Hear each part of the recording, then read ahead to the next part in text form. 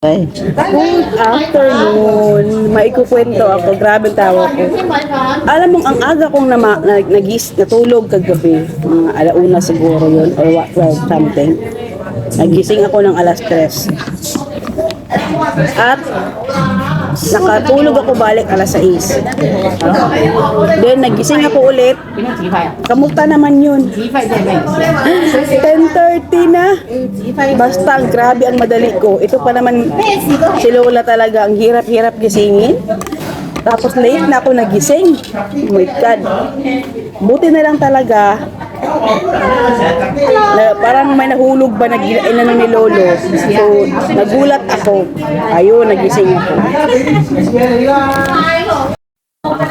At itong grumpy na babae na to, sus, Ginoo. Ang sungit-sungit. Gisingin mo, ayaw magising. Sabihin ka lang bakit.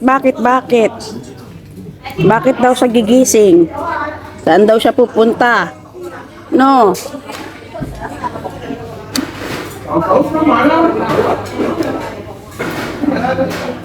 Ayan yung mga lolo at saka lola dito. Ayan si ate. Ano yung mga baby? Hi. Good afternoon. How are you? Mga lolo dito, Diyos ko. Yung mga kabatch ni Viking na doon sa lumang elderly center, konti na lang yung nakikita ko dito. Yung iba, tegi na, kinuha na ni Lord. Bye-bye. Saway Pina. Bye-bye. Kamyong, bye-bye. See you tomorrow morning.